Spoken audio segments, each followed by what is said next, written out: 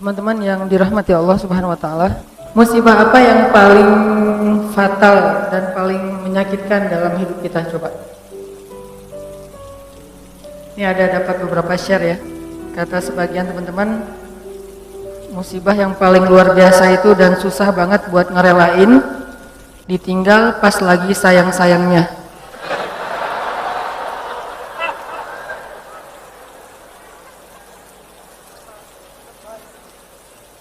Saya tuh pas baca ini jadi mengenang lagi masa lalu sih. Masa lalu teman saya maksudnya. Atau ada juga yang bilang musibah paling besar yang susah direlain tuh harddisk ke format bersama kenangannya. Jadi tiba-tiba harddisknya error dan di dalamnya banyak foto-foto tentang masa lalu. Terus ada juga yang bilang ketika memasukkan uang 1.000 yang ternyata uang 100.000 ke kotak amal. Masa itu musibah? Ada juga yang bilang musibah yang susah kita rela itu adalah Ronaldo pindah ke Juventus.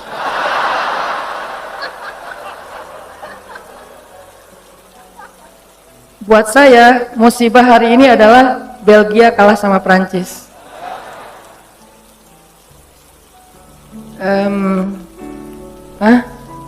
Ada yang bilang musibah itu adalah ketika sosok yang kita pilih gagal di pilgub.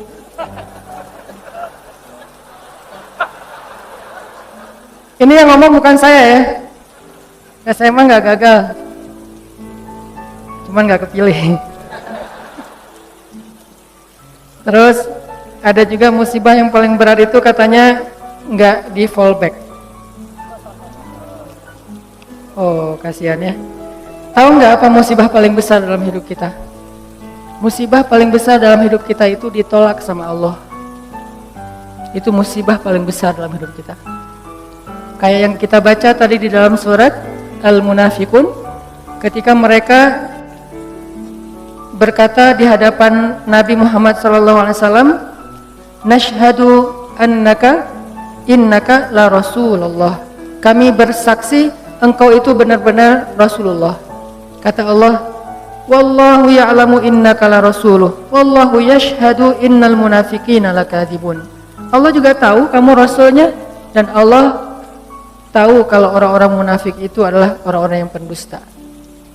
Jadi hal yang paling menyakitkan, hal yang paling rugi, hal yang paling ngenes, hal yang paling sedih, hal yang paling musibah besar dalam hidup seorang manusia itu adalah bukan ditolak oleh orang yang dia kecengin, bukan ditolak oleh mertua yang dia datang baik-baik untuk melamar gara-gara kurang modal, gara-gara kurang dalil, gara-gara kurang meyakinkan. Bukan itu musibah yang paling besar. Itu musibah tapi masih kurang besar. Apa yang paling besar? Ditolak oleh Allah Subhanahu wa taala. Karena siapapun yang mendapatkan Allah, maka dia mendapatkan semua kebaikan dunia. Dan siapa yang kehilangan Allah, maka dia kehilangan semua kebaikan dunia dan akhirat. Siapa yang mendapatkan Allah? Dalam tanda petik ya. Arti mendapatkan Allah itu mendapatkan ridha Allah, dapat like dari Allah, dapat perhatian dari Allah. Siapa yang mendapatkan Allah, maka dia mendapatkan semua kebaikan dunia dan akhirat. Dan siapa yang kehilangan Allah, berarti dia kehilangan semua kebaikan di dunia dan akhirat.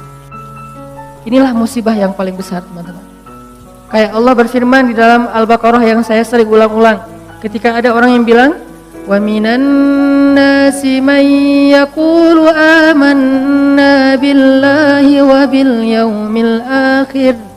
Di antara manusia ada yang mengatakan kami beriman kepada hari Allah dan hari akhir. Apa jawaban Allah? "Wa ma hum bimu'minin." Mereka bukan orang yang beriman.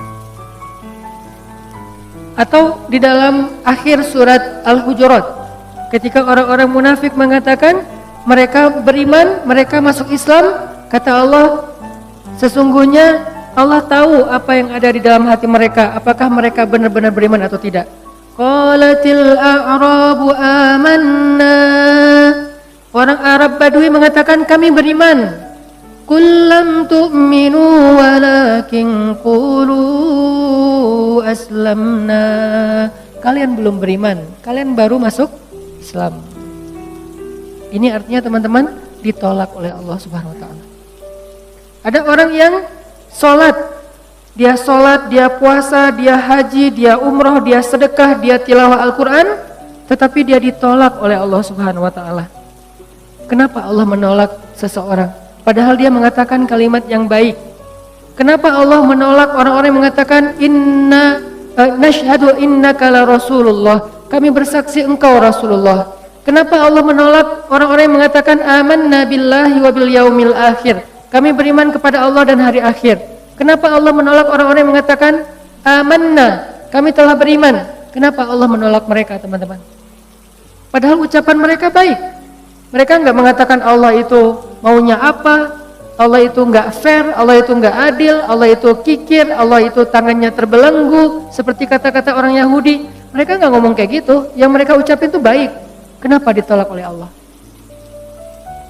Karena Nabi mengatakan, innallaha la yanzuru ila aswarikum wala ila a'malikum wala ila amwalikum walakin yanzuru ila qulubikum. Allah enggak melihat penampilan kalian, Allah enggak melihat harta kalian, Allah enggak melihat perbuatan kalian. Yang pertama Allah lihat itu adalah qulubikum, niat kalian. Maksud qulub di sini niat. Karena banyak yang salah paham juga, teman-teman. Ada yang mengatakan, udahlah, gak usah terlalu fanatik. Yang penting kan hati. Allah kan ngelihat hati. Maksud ngelihat hati ini bukan ngelihat organ yang bernama jantung. Yang maksud ngelihat hati ini bukan ngelihat apa yang kita rasain, bahagia, nggak bahagia, bukan. Maksud walakin yanzuru ila qulubikum ay yanzuru ila niyatikum. Maksud melihat kepada hati itu adalah Allah melihat ke dalam niat kalian. Apakah kalian mengatakan itu dengan jujur bahwa kalian benar-benar beriman, atau itu hanya basa-basi? Apakah kalian mengatakan itu dengan jujur karena benar-benar yakin berserah diri kepada Allah, atau itu hanya modus supaya ditolong oleh Allah, kemudian besok kalian akan meninggalkan Allah setelah mendapatkan kebaikan itu? Allah Maha tahu. Sehingga Allah mengatakan di surat Al-Mulk, wa asirru qaulakum aw ijharu bih innahu alimun bidzatis sudur. Kalian rahasiakan atau kalian tampakkan apa yang ada di dalam hati kalian, innahu alimun bidzatis sudur. Allah tahu banget apa yang ada di dalam dada kalian. Buat Allah, bisikan hati kita sejelas teriakan lisan kita. Gak ada bedanya. Kita teriak pakai mic, kita katakan bohong, saya nggak percaya sama Allah. Lalu kita teriakan dengan hati, kita berbisik dengan hati, dengan sepelan mungkin, saya nggak percaya sama Allah. Itu suara hati dan suara mulut kita, lisan kita di sisi Allah sama, nggak ada bedanya. Nggak ada cerita kalau dengan mulut kita bilang, ya Allah saya percaya kepada Engkau, saya berserah diri kepada Engkau, Allah dengar. Giliran dalam hati kita bilang, enggak sih sebetulnya nggak gitu-gitu amat. Apa? Allah nggak kayak gitu.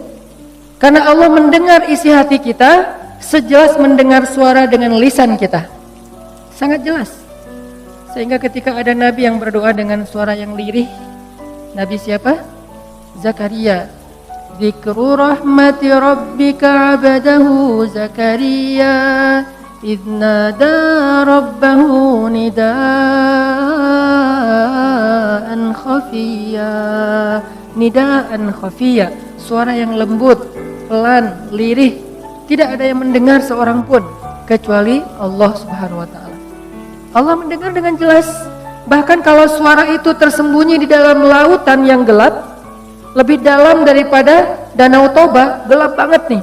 Karena nggak mungkin ikan haut, ikan paus hidupnya di perairan yang dangkal, nggak mungkin. Dia hidup di perairan yang dalam, yang mungkin kedalamannya di bawah 1 kilometer. Bahkan kalau seseorang kemudian ditelan ikan haut, ikan paus, lalu ikan paus itu membawanya ke dalam lautan, di dalam samudra, tiba-tiba orang yang di dalam perut ikan itu bersuara, subhanaka inni kuntu minaz zalimin, subhanaka inni kuntu minaz zalimin. Pelan sekali suara itu terdengar dengan jelas di arasy Allah Subhanahu wa taala. Jadi enggak ada yang tersembunyi dari Allah. Sehingga apa yang menyebabkan kita ditolak oleh Allah, teman-teman? Bukan ucapan kita kurang fasih. Bukan bacaan Al-Qur'an kita kurang makhraj, kurang bagus tajwidnya. Bukan ketika kita sholat gerakan kita kurang sempurna, bukan. Tapi hati kita yang kurang ikhlas, itu penyebab seseorang ditolak. Bisa jadi gerakan sholatnya sempurna, bisa jadi bahasa Al-Qur'annya ketika dia membaca indah sekali. Kalau hatinya tidak seperti yang dia ucapkan, kalau hatinya tidak ikhlas kepada Allah, Allah tolak semuanya. Sehingga salah satu di antara 3 orang yang pertama masuk neraka padahal dia soleh siapa? Qari'ul Quran, orang yang membaca Al-Quran dengan baik. Hafiz 30 juz dengan 10 qiraat plus riwayat. Kan ini enggak mudah kan? Hafal 30 juz, 10 qiraat pakai riwayat. Karena saya pernah ngalamin sulitnya mencari atau mendapatkan riwayat Al-Quran itu susah banget. Saya termasuk orang yang belum berhasil mendapatkan itu. Pernah saya mau daftar ke guru saya, Syekh Tariq Faris di Mesir. Syekh, saya pengen ngambil riwayat Al-Quran. Syekh senang karena beliau suka dengan bacaan saya. Ya udah sini, saya akan ajarin kamu. Syaratnya pertama, kamu hafal 1 buku. Ya, saya dikasih 1 buku tebalnya 500 halaman. Isinya adalah syair. Kurang lebih 500 halaman isinya syair, dan syair itu berbunyi tentang cara baca Al-Quran. Huruf ini ketemu huruf ini dibaca begini. Ayat ini wakafnya di sini, Nabi dulu wakafnya di sini, ini bacanya dengan riwayat ini begini, riwayat itu begitu, dan seterusnya. Tapi bentuknya syair, bahasa Arabnya matan. Syair 500 halaman kurang lebih disuruh hafal. Dikasih. Ternyata kita satu geng, saya beberapa teman-teman termasuk ada anak Mesir. Seminggu kemudian diuji sama Syekh. Ketika seminggu setelah itu kita datang ke Syekh, tiba-tiba anak Mesir teman saya, dia bilang, Syekh, saya sudah hafal syair itu. Buku tebal dia hafal seminggu. Terus dites sama Syekh saya, lancar. Terus Syekh saya tanya ke saya, Hanan gimana? Syekh, daftar isi juga belum? Daftar isinya aja belum kehafal, dia udah hafal 1 buku. Saking susahnya mendapatkan riwayat Al-Quran. Jadi kalau ada orang yang hafiz Al-Quran pakai riwayat, itu keren banget. Tapi sekeren itu, sedahsyat itu, sesulit itu dia memperoleh 1 riwayat Al-Quran. Kalau nggak ikhlas, habis semuanya. Riya sedikit aja, riya itu nggak perlu ke ribuan orang, 1 orang cukup. Karena riya itu kan nggak harus, saya riyanya cuma 1 orang doang kok, masa hilang sih? Enggak, 1 orang aja kalau kita riya, habis. Apalagi riyanya kepada ribuan orang. Saya pernah ceritakan gimana sulitnya menjaga ikhlas. Ikhlas itu gampang, yang susah itu menjaga ikhlas. Di awal, insya Allah ikhlas. Gak mungkin juga kita di awal pengen riya, kan gak mungkin ya. Usolli sunnata tahiyatul masjid ri'a an-nas. Kan gak ada ya. Saya sengaja sholat sunnah tahiyatul masjid karena pengen pamer aja. Allahu Akbar, kan gak mungkin kan. Gak ada di antara kita yang sengaja beramal karena pengen riya. Kita gak di level itu, insya Allah itu bukan level kita. Kita 1 level di atasnya. Di awal ikhlas. Pasti kita mengatakan lillahi ta'ala, karena Allah. Tapi masalahnya di setengah ketika kita lagi ngerjain itu. Ketika kita lagi sedekah lewat canceleng, dari ujung kita lihat 1.000, 2.000, 5.000, paling banter 10.000. Kita 100.000 gitu kan. Pas ngeluarin, asa nggak rela ya 100.000 tapi nggak ada yang lihat. Akhirnya kita sok ikhlas. Bukan ikhlas, sok ikhlas, ditutup di depan biar nggak kelihatan, tapi di belakang orang pada ngelihat. Ya. 100.000. Terus nggak dimasukin semuanya, harus ada sisanya, terutama yang bagian angka. Geser aja ke sebelah, biar dilihat, 100.000. Pura-pura ikhlas. Ini namanya meriakkan keikhlasan. Meriakkan keikhlasan. Jadi gak gampang teman-teman untuk ikhlas. Makanya untuk menjaga keikhlasan, makanya kita berlindung kepada Allah. Ya Allah, jangan tolak saya gara-gara saya tidak mampu menjaga ikhlas. Saya beristighfar minta ampun kepadamu ya Allah kalau saya pernah riya. Karena kalau ditolak sama Allah, udah kita gak dapat kebaikan apa-apa di dunia maupun di akhirat. Kalau Allah menerima kita, maka kita diberikan kebaikan dunia dan akhirat. Wa innama likulli imri'in ma nawa. Semua orang mendapatkan sesuai dengan apa yang ada di dalam hatinya, niatnya, apa yang dia niatkan. Faman kanat hijratuhu ilallahi wa rasulih, fa hijratuhu ilallahi wa rasulih. Kalau Allah menerima kita, kita minta apa aja Allah kasih.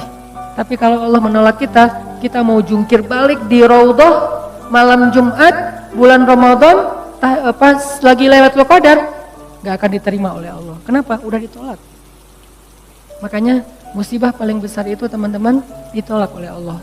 Dan Allah menolak kita bukan karena melihat perbuatan kita yang kurang sempurna, amal soleh kita yang tidak terlalu ideal, tapi karena Allah melihat hati kita yang cacat. Cacatnya itu bukan amalannya, tetapi perasaannya, hatinya, niatnya.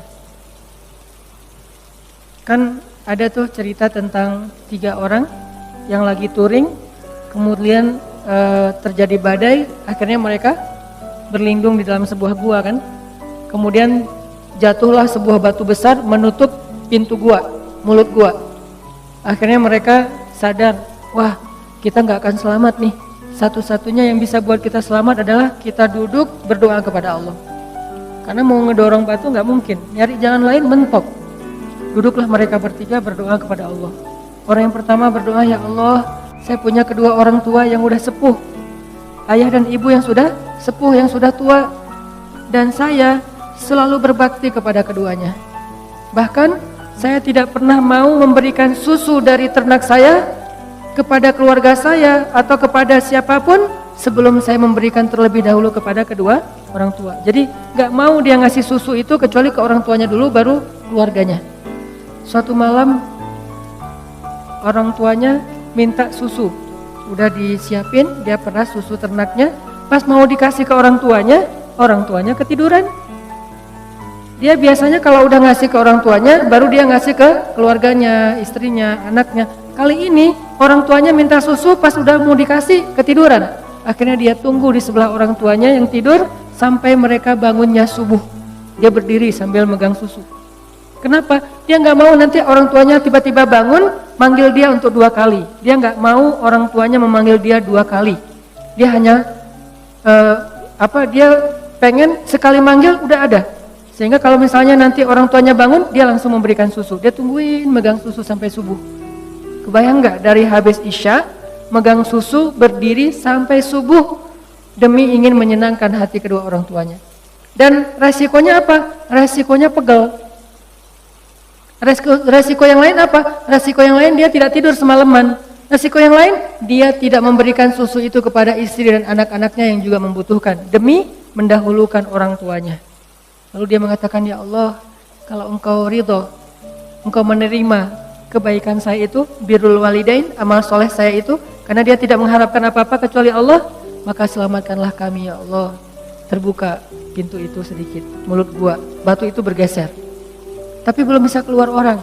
Orang yang kedua berdoa lagi, ya Allah, saya punya sepupu, cantik, saya suka sama dia, tapi dia nggak perhatian sama saya, dia cuek sama saya, dia kayak biasa aja sama saya. Sampai suatu saat dia butuh saya, dia pinjam duit 150 dinar, saya bilang saya akan bayar dengan syarat kamu mau tidur bareng dengan saya. Akhirnya saya pinjamkan 150 dinar, sebelum saya menidurinya, dia mengatakan, ya fulan, ittaqullah, takutlah kamu kepada Allah. Akhirnya saya sadar, saya pun lari meninggalkannya karena saya tidak mau terjebak dalam perbuatan zina, karena saya takut kepada engkau ya Allah. Seandainya engkau ridho dengan apa yang saya lakukan, saya tidak melakukan itu kecuali takut kepadamu ya Allah. Takut ya, cinta, takut, berharap itu semuanya bagian dari iman, gak usah dibenturkan. Karena takut kepadamu ya Allah, maka selamatkan kami. Bergeser lagi itu batu besar, tapi belum bisa keluar orang. Yang ketiga berdoa, ya Allah, saya punya pekerja, saya punya pegawai yang suatu saat pulang ke rumahnya, pulang ke kampungnya, belum mengambil gaji. Lalu gaji itu saya kembangkan, saya berdayakan sampai bisa membeli ternak yang banyak, memenuhi lembah, onta, kemudian domba, dan segala macam. Tiba-tiba dia datang, Tuhan saya pengen mengambil gaji saya katakan gaji kamu itu semuanya. Tuhan jangan bercanda, gaji saya nggak sebanyak itu. Ya memang, tapi sudah saya kembangkan menjadi berkah dan berkembang. Maka itulah semua hasilnya. Lalu dia mengambil semua ternak-ternak itu dan tidak menyisakan satupun untuk saya. Kalau engkau ridho ya Allah, selamatkan kami. Bergeser lagi batu itu dan mereka bisa keluar. Ini kalau Allah menerima kita, teman-teman. Wa man yattaqillaha yaj'al lahu makhraja. Siapa yang taat kepada Allah, siapa yang bertakwa kepada Allah, siapa yang ikhlas kepada Allah. Karena salah satu makna takwa itu ikhlas. Kan Nabi bilang at-taqwa hahuna, kan? Takwa itu di sini, bukan di sini. Takwa itu bukan di sini, bukan di sini, bukan di pakaian. Takwa itu di sini. Ada orang yang pakaiannya menarik, ada orang yang tutup kepalanya menarik, ada orang yang ucapannya fasih dan menarik. Sehingga kata Allah di surat Al-Munafikun, kalau kalian melihat penampilan mereka, kalian akan takjub. Kalau kalian mendengar ucapan mereka, kalian pasti akan mengikutinya. Apa maksudnya? Penampilannya meyakinkan sekali sebagai orang solih. Terlihat sekali aura orang yang taat kepada Allah. Penampilannya tuh udah syar'i banget. Kalau dia seorang laki-laki, penampilannya terkesan orang yang paling banyak ilmu. Kalau dia seorang perempuan, penampilannya terkesan orang yang sangat menjaga diri, tertutup rapat auratnya. Dan kalau dia bicara, kalian akan mendengar ucapan mereka. Kenapa? Dia bicara Allah berfirman, Rasulullah bersabda, Allah berfirman, Rasulullah bersabda. Semuanya dalil. Kenapa malah Allah menyebut mereka orang munafik? Karena apa yang mereka tampilkan, apa yang mereka ucapkan tidak sesuai dengan apa yang mereka niatkan di dalam hati. Lagi-lagi ini bukan untuk menjudge orang lain. Jadi jangan sampai nanti kalau kita ngelihat ada orang yang berpenampilan solih, arti solih itu ya penampilannya kelihatan ahli ibadah, terus kita bilang, ah itu ada tuh di surat Al-Munafikun kayak gitu. Jangan. Langsung kita menjudge orang lain seolah-olah itu kayak di surat Al-Munafikun ayat 4. Terus kita lihat cewek yang jilbabnya syar'i, nah itu ayat 4 Al-Munafikun banget tuh.